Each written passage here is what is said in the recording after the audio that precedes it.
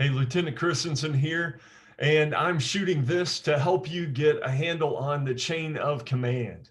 The chain of command, Navy chain of command in particular. What do we do with that big long list of names? How in particular do we recall the individuals at given spots in it, like who's number 13 or 14, who's number 9 or 10, number 6, number 3, or how do we remember the locations where they're serving? What do we do with that? And outside of just hammering cards, another way to hit it is through what I call a visualization technique. It's just a pretty simple way to remember them by putting them in rooms or in different locations and then walking through those locations in your mind and just associating them as hard as you can in your imagination, preferably with things that you associate with so that you're very familiar with. And so how do you do that? And what I'll do over the next few minutes is just share what I've done with it. I've created a little bit of a story that connects with me, just taking you through the home I grew up in, the home my dad still lives in. And I'll take you through that. And if that helps you, steal that. I can even get a script of it too, if you need. But if that helps you, go with that. If not, kind of create your own story, just launch from it and go your own way. Maybe recreate the rooms in a different location and steal some of the particulars. However that works, roll with it, roll with it. Now, before we start, just to give you a feel for the geography so that you can track with me, you've got to know this, right? So the house I grew up in, actually I was born into a little trailer house, 6 kids. We was Poe. Moving on, moved down the hill to a house we built out of Quonset material, kind of sheet metal. They park airplanes in them. In Arkansas, we park Christensens in them, right? The elder of the church gave it to us cheap. We built 2-story house out of it. Flat ends, deck at the 2nd floor, right? There's going to be a sunroom on one end that we'll use, right? On the 2nd floor. My parents' room is going to go right into that, right? So downstairs, let's make it 4 rooms. So you've got the living room here, big screen TV in one corner. You've got you can move straight into the kitchen where there's kitchen and dining room, same room, kitchen, dining room, that area right there. You go this way, those two are on a level. You go this way, you've got the study. Study, let's think long rectangle with a door in one end, and you're looking down the rectangle at a bookcase. Then you go over here, you're in what we call the rec room or the recreation room. Back in the day, we had ping pong table in it, but ping pong plus teenagers equals not a table for very long. All right, we had a few years, but we had that, piano, toys, that sort of thing, rec room. So four rooms there: living room, kitchen, dining room, one room, study, and rec room. You go upstairs, we'll use 3 bedrooms. So my sister's bedroom, you've got her bedroom there. You've got mine, my brother's bedroom, which is next door to my parents', which will lead us to the sunroom. So that's just the way that'll work. Those are the locations. Outside of that, you need the front porch in front of the house, the yard with a basketball court. Also, our closest neighbors, they live a 1/4 mile away. Yeah, I was raised in the sticks too. Fun fact, but over the hill, we've got some neighbors that'll come into play. That's the geography. Now let's get into the story. And if you're wanting to go back over this to get it, if this is helpful, just kind of bookmark this location. You can come back to it the next time you hit it. All right, so let's start location 1. It's first person in our chain of command right here. And so this is going to be the front porch. So you walk out the front porch, and there on a bench, at least for me, there are 2 guys. A guy that helps me remember the other guy. The one guy is Richard. Richard Rexroad, my little brother. We worked for this guy. So my little brother he loved him. He'd call him Ricky. Every time he saw him, hey, Ricky, how's it going? Richard loved it, right? Good friend. There you go. I'd call him Ricardo. It was my term of endearment for Richard. Ricardo, love that man. And he helps me remember Lieutenant Commander Ricardo, who is our Divo. our class Divo. And so you have that. And by the way, I won't be quite as specific with the ones we're most familiar with. Apologies for that, but if they say class Divo, we'll see them in the morning, get multiple messages from him. There you go. It's Divo. It's our class Divo, Lieutenant Commander Ricardo. So you go out to the front lawn and they're doing PT. It's Chief Abel. We know him and he's going to help us with that PT. You got it. All right. Nothing but love right here. So you got Chief Abel, but on the lawn, you notice this big blow up letters, a CO period. The CO like an abbreviation for company. So CO, you've got that going down, company, and then a Native American chief headdress. And with this, I'm thinking of the Plains chiefs. When I was younger, especially, I did a lot of reading, fascinated with Native American culture. And two of the chiefs that I read a lot on were Chief Sitting Bull and Red Cloud, and they had these long ornate feather headdresses. And so with that, so I'm thinking of one of those. So you've got a Native American chief's headdress laying on the lawn by it. So he's our company chief, right? That headdress reminds you of the word chief. Company chief petty officer. It's Chief Abel. We've got that. You move to a basketball court right next to that. We had to dig space into a hillside for our basketball court. The hillside is filled with rocks, like a sheet of rocks. This is Arkansas. And the rocks are kind of craggy, which reminds me of Cagley a little bit, although we kind of know his name there. And because Lieutenant Commander Cagley is athletic, right? He's shooting baskets, which is a wonder because there's this huge class ring right there in the middle of the court with a giant judge's gavel next to it. I grew up in competitive teams like Future Business Leaders of America, and the president would have a gavel, right? And so it's just the ring reminds me class ring, gavel, president. So our class or a class officer, you're an officer. You're not just a president, it's president, vice president, all of those in there. So you are a class officer, Lieutenant Commander Cagley in the third location. So he's third. You then take a trip. You go over the hill to visit our closest neighbors. Like I said, quarter mile away, you've got Terry and Rita. Terry, love those guys, really encouraging to us.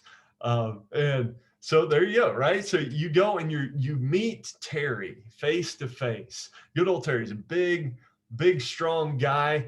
And you notice as you get closer that he's got a deputy's badge on his chest, So no sooner do you see that than he takes you by the hand and he begins to lead you back over the hill, and as he leads you, you notice he has a chief's headdress. He's holding that in his hand, right? And all that reminds you that in the fourth location over the hill, we've got deputy lead chief petty officer, and this is Senior Chief Terry. If it helps, maybe make the headdress special, so it says a senior. It helps you on the other side with that. Senior Chief Terry.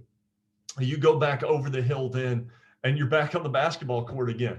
It's Lieutenant Commander Cagley all over again. He's still shooting baskets. He's an athletic dude. Probably take most of us. We got that. If not, we're not admitting it out loud. Moving on. He's shooting baskets. This time, class ring's gone. The gavel's gone. So no class officer business. He's got a badge on, right? It's a deputy badge, but it's got a big D and D in the middle of it. Deputy Director of ODS. So in that fifth location, Lieutenant Commander Cagley's still there, but he's got his big DD on, Deputy Director of ODS. All right, so then you move into the house, right? You go back through the front porch. That's where you get into the living room. And in the living room, like I said, giant TV. But you notice when you look at this huge TV, they bought that late in life. Once they got a few pennies to rub together, right? So you got this big screen TV. You notice over it in these big blinking neon nasty signs, it's got ODS Director, wah, wah, wah, ODS Director, wah, wah, wah. And there's this movie playing. It's the old movie, The Matrix. I don't know if you've seen it. If you have, there's this guy named Neo. He's Neo Anderson. He's stuck in the Matrix and he's being chased by these agents. And one of the agents talks like this. And you hear him say, Mr. Anderson, like that. Only this time, hey, it's Commander Anderson. So Commander Anderson, he's our ODS director, the ODS director, Commander Anderson. There you go. In room number 6. That's right. You got it. Room number 6. And so remember the journey we took from Lieutenant Commander Ricardo on the front porch. You got that. Position 1. You got Chief Abel, who's our company chief, right? Big CO with chief headdress. Go to the basketball court. You got the big class ring there and the gavels, class officer. It's Lieutenant Commander Cagley by the Craggy Rocks right there. Got that going on. You go over the hill and hey, 4th position. Hey, it's our deputy who's leading us with a chief thing. So deputy, lead, chief petty officer, senior chief, Terry. Got that, go back over. Got the DD now, Deputy Director of ODS, Lieutenant Commander Cagley. Go into room 6, and we're back, right? You got ODS Director, Commander Anderson. All right, then you move into the kitchen, dining room area. And we'll use both of those locations. 7th is the kitchen. You go there, but as you walk in, you notice over the entryway there, it has this sign that says OTCN, Officer Training Command, Newport. It's kind of like it's got this naval theme going on. This banner just hanging there. OTCN, Officer Training Command, Newport. You've got that going down. Go into the kitchen. There's my mom. There's my mom. I'll dial it back a few years. Just want to put her in my story, right? There's my mom, and she's handing you a plate of cookies. Well, actually, we'll say a plate with one big cookie on it. Sorry, actually, all right. Dial it back, belay my last, all right? She's handing you a plate.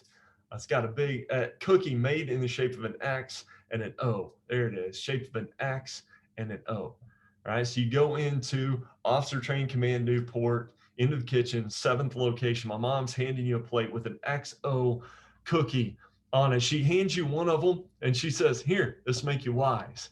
This will make you wise. Take command of this, it'll make you wise. Take a bite, you realize there's a raisin in it. There's a raisin in it.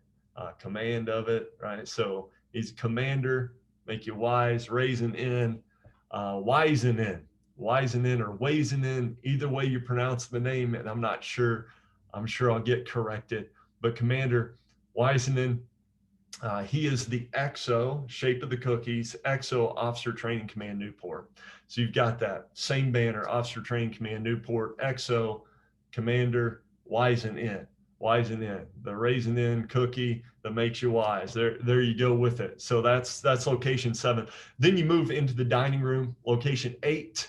Right there. There's my dad sitting at a table with my wife April, right there. Yeah, put her in there. My dad Riley. Mom's married. Anyway, moving on. My dad's sitting there, and he's holding a picture in his hand, and he shows you the picture, and it's a picture of a hazy-looking iceberg with an eagle flying by it. You're going, huh? That's kind of cool. Yeah, and it reminds you of a Captain Hazenberg, who is the commanding officer of Officer Training Command Newport, OTCN. There you go. And that's room 8. Then you move from there into the study. And this will be locations 9 and 10 on either end of the study.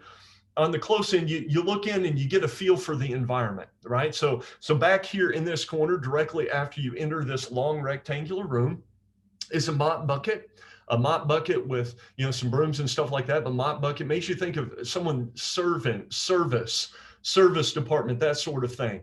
They're doing that. On the far end, you've got all these books on shelves and a desk. There's someone sitting there with his feet propped up on the desk like that. You've got that going on. And Yeah. There you go. Okay, so those are the two locations. You look at the front end of the room, and it's got a lot of sand over it, a lot of sand on it, a lot of sand. And as you walked into the room, I should have said this over the door. It just has training command over it. Uh, Training command, there it is, right? And so you're looking, so you've got this sandy side with a mop bucket and a sign on the wall that says naval service. And on the other side with the books, there's a sign that says naval education. All right, so you've got naval service with the mop bucket to remind you of the service, and over there you've got naval education with books to remind you of the education bit on that. And you're like, oh, okay, I've got this. And so on the sandy side, you look up, and there he is, the commanding officer of Naval Service Training Command, the training command you got walking in, Naval Service Training Command, the CO, that is Rear Admiral Sands, standing on the sand. You go to the other side, and there with his feet leaned up on the table, uh, with this huge watch on his wrist, is Rear Admiral Garvin. Garvin, Rear Admiral Garvin. Garvin. I have a friend that spent good money on a Garmin watch, and I'm checking my notes on this to make sure I got his name right. But yeah, it's Rear Admiral Garvin, and the Garmin reminds you of who he is. He's wearing a Fat Dad watch over there in the naval education part of the training command. Now, it might help you to remember that they're both rear admirals. Neither of them can agree on which end of the room is the rear side of it. And so there's a little bit of a tussle there. Maybe it'll help you remember where they're at rank-wise on that. So that's locations 9 and 10, the service, then the education. You move from there into the rec room, the recreation room. And like I said, you got a piano, you got some toys. And on the wall, there's an alphabet, A, B, C, D, E, F, G, right? It's just over there. I should say Alpha, Bravo. All right, you get that going down. And you're looking at that, and you're like, something's missing. Something's missing. Right about that time, my daughter Kate comes up and she says, what? There's no L. There's no L. What's going on there? There's no L. But there is C, an N, and a P. Guess I'll give it 3 stars. Right? And that reminds you that the Chief of Naval Personnel, the CNP, is Vice Admiral, 3 stars. CNP, I'll give it 3 stars, is Vice Admiral Noel, or Noel. Either way you want to go with that, it's going to help you there. That's location 11. It's location 11, we've got it. Then we take a trip upstairs to my sister's room. And this one's great because the second you walk in, you realize you can barely fit in the room because there's this huge C, N, and O, and they're gilded in gold. I mean, just shining brightly. C, N, O there. And you're like, whoa. And my daughter Maya walks up and she says, whoa. CNO, gilded in gold. What a day. What a day. I'll give it 4 stars. 4 stars. That's right, for our CNO. Or I'll give it, 4 stars for our CNO. That's Admiral Gilday.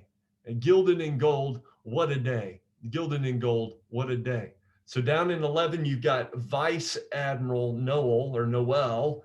And up in room 12, you have Admiral Gilday. You move from there into my brother's room, down the hallway from her room.